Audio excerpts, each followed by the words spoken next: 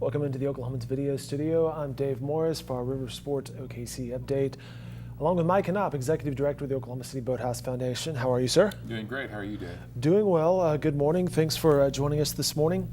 When we last had you on camera was last week. You were talking about the naming of the Aubrey K. McClendon Whitewater Center. Kind of recap that for us, because that was a big event. We're about a year out from his untimely death. Yes. Well, Thursday marked the 1 year anniversary of Aubrey's passing, so we felt like it was very appropriate at that time to announce publicly what our plans are to really immortalize Aubrey's legacy and spirit in the Boathouse District. And we felt like it was very appropriate, number one, to name that main building in the Whitewater Center, the Aubrey K. McClendon Whitewater Center, but also to we did some other things, like, for example, we lit up the trees outside the building that'll be lit for about a month, and really, again, kind of in remembrance of Aubrey, and that was something that was very special that he gave to the city over the holidays every year, and so we're going to do that and keep those lit.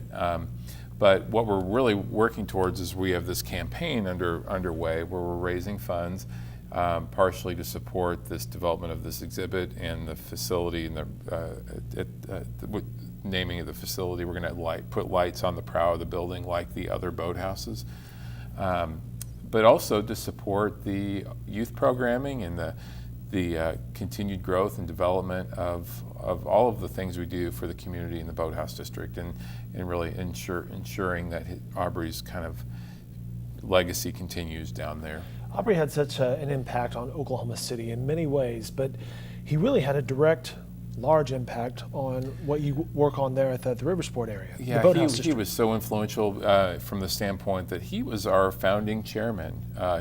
He was one of the first ones I went to with this idea, back, 15, more than that now, nearly 20 years ago. And he immediately understood it and really expanded upon that vision. And but he stuck with it. From day one, he was our chairman up until his passing. So he was very, very involved in our organization, and he lent a very special spirit to the whole operation. Set the pace.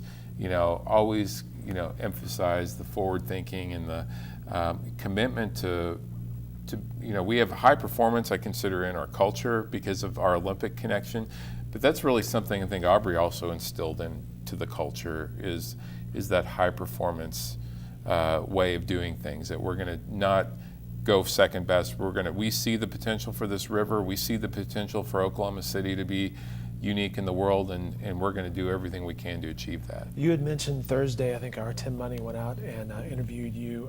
Dream big was Yes. a mantra, a slogan, if you will. Yeah, dream big.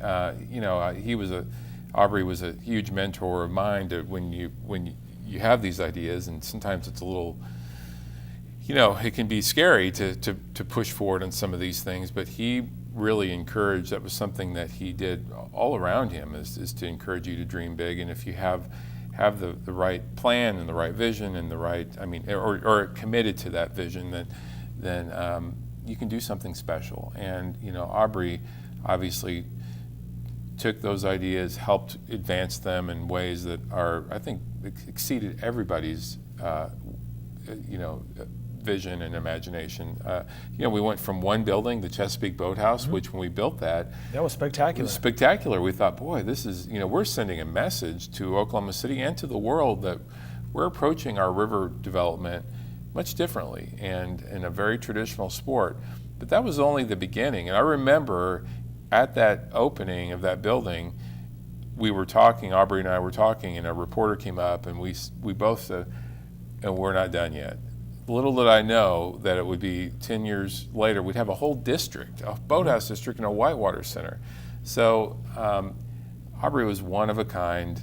He made so many incredible things happen in Oklahoma City because of his way of thinking and his generosity. And so again, we feel like, the Boathouse District really kind of, I think, captures that spirit very well, that he really did throughout the city. And so, also the Whitewater Center, and talking to the family, and when we're trying to really showcase and do something very appropriate in honor of Aubrey, the whole thing represents bold, big ideas. I mean, the fact that we're the only city in America that has a major whitewater course in their downtown is makes a statement. And not only that, it involves quick decision making, fast action. It's fun, it's big, it's all of those things that really are representative of Aubrey. So.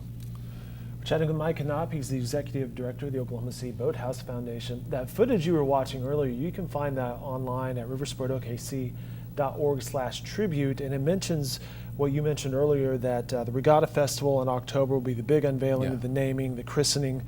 I should also mention that footage was shot by this gentleman right here on his drone, but it also does a nice job of illustrating what you were just talking about, the sprawling campus and how much it has grown out there.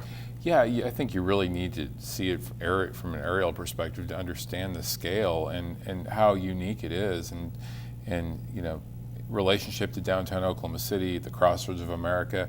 When people see those images from around the country, they're just amazed. And again, I think it's a huge statement about Aubrey's influence at the river. And he always, the classic thing I remember from him always saying after a project was, "What's next?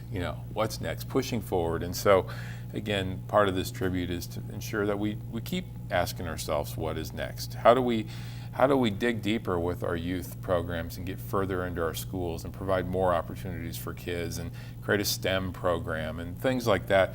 Those are the things that I think are going to be really important to continue and build upon. And I'd say today, just like we said 12 years ago, we're only getting started. So. Well, speaking of what's next, this weekend starts the next season for you guys. It's hard to believe, but yes, on Saturday we open Riversport Adventure Park. As we've talked in the past, we've been hard at work cleaning and power washing and recovering all kinds of things, and GoPros. Yeah, and whatever. And the water is coming back in. Okay. I think people will notice a great improvement from last year, and we had so much dirt and landscaping going on last year. Yeah, and I think every year it's going to keep getting better as we get more landscaping established and all of that. But I think it's a huge improvement this year. We're really excited to welcome people back in. Spring break, typically in the last couple of years, have been very busy at the river. I think it's a great place to come, spend your spring break, get outside, do something really fun, and a lot of adventure. And so we're going to have all of our attractions open, all the Sky Trail, the zip line, and the whitewater, all starting Saturday. So that could be a day pass, go out there for a day, spend the week. There's camps coming up as well. We've got a lot of camp opportunities for kids next week, and so they'll get to do everything. They get to go whitewater rafting and do all the adventures as part of that adventure camp that we have over spring break. Fantastic. Again, more information can be found on their website at riversportokc.org. More on that tribute at riversportokc.org/tribute. Mike, great to see you again. Thanks for stopping in. Thank you, Dave. Appreciate it.